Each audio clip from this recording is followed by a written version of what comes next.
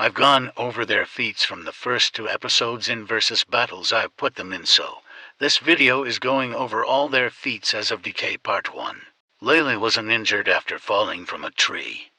Using the door frame to measure and the average weight of a 10-year-old girl, I got 1,771.860618 joules, street level, for her durability. When Andy is chasing Laylee around the apartment building, Laylee moves at 38 meters per second subsonic here and 50 meters per second subsonic here. Ashley would obviously upscale her child self, and Andrew is shown being able to catch her.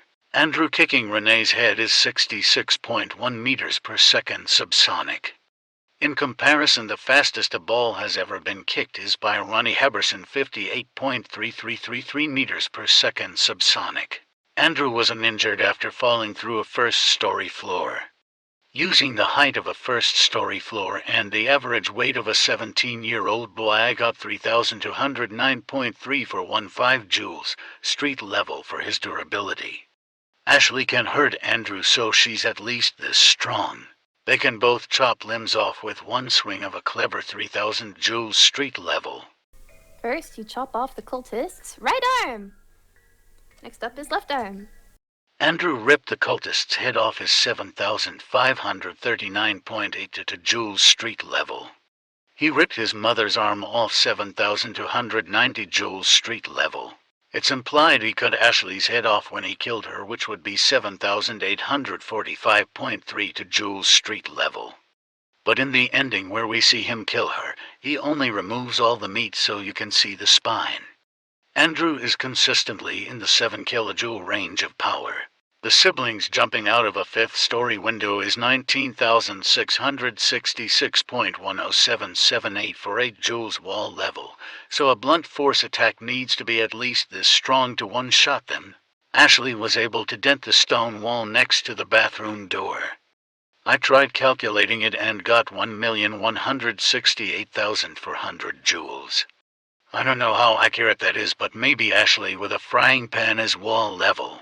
Andrew can casually bruise Ashley's cheek when they are having a domestic, and he backhands his sister wife, so his striking strength is at least above her durability, but Andrew stated multiple times to be stronger than her, so he should be above hers. Andrew is 22 and Ashley is 20, according to the Lord at known. He met Andrew a decade or so ago. This means that Andy and Laylee got away with killing Nina when he was 12 and she was 10.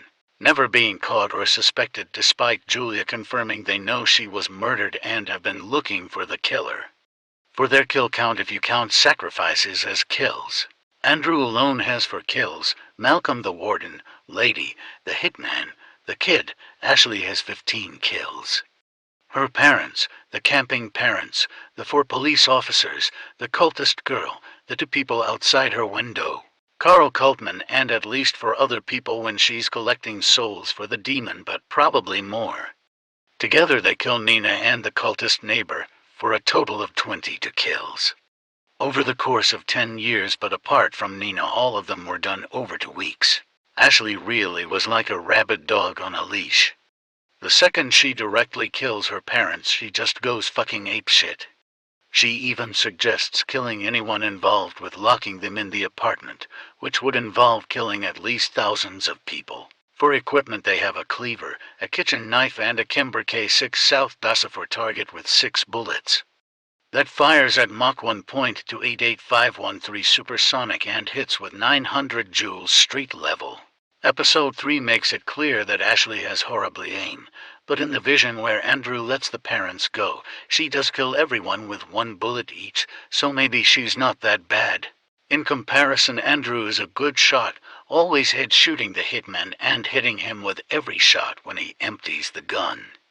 Ashley also has her trinket to dream the future, and she can summon the demon to absorb souls or open portals to teleport her away. I mentioned this in a previous video, and episode 3 actually made is consistent, but Ashley for some reason has a healing factor. At the end of episode 1, Andrew chokes her neck hard enough to bruise, but a couple of minutes later at the bus stop her neck is completely healed. For reference, a bruise normally takes 1 to 3 weeks to fade and fully heal. Andrew hitting her in the car is the best example of her regeneration. Her bruise goes from black in the car to gray by the phone and is completely healed when in the woods. In the wife-beater route, Andrew gives her another one right before the cops show up, and the next time we get to see her is the next day after Andrew comes back from his escape attempt with her bruise being gone. He then beats the shit out of her, covering her entire body in bruises, and the next day they have noticeably started healing. The bruise on her cheek is gone and the rest have gone from red to black. She does mention getting stronger by eating people, and the first time we see her regeneration is after eating the cultist, so maybe that's why she can do it.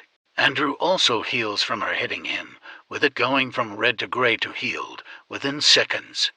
He is always portrayed as physically superior to her in every way, so it's consistent. Also, you can make arguments for the power of her soul, since it appears as a giant demonic monster even bigger than the demon she works with. The only demons we see are the Entity and Lord Unknown. Lord Unknown is bigger and implied to be stronger, so you can argue power is linked to size with demons, since the demon shrinks when powering up a trinket. The demon brings up Ashley ascending, which implies she might become a demon, and the demon says they are in his realm, which could imply he created it. His realm is shown having multiple stars in it, which would make him at least multi-solar system. Ashley's soul should vaguely upscale this. For lifting strength, in the comments of my Billy and Stu vs Andy and Laylee video, Adam Hagel14 for one told me that the boulders they push around weigh to 0.5 metric tons. They can both push them around, but Andrew is the only one stated to lift one, and he even did it as a kid.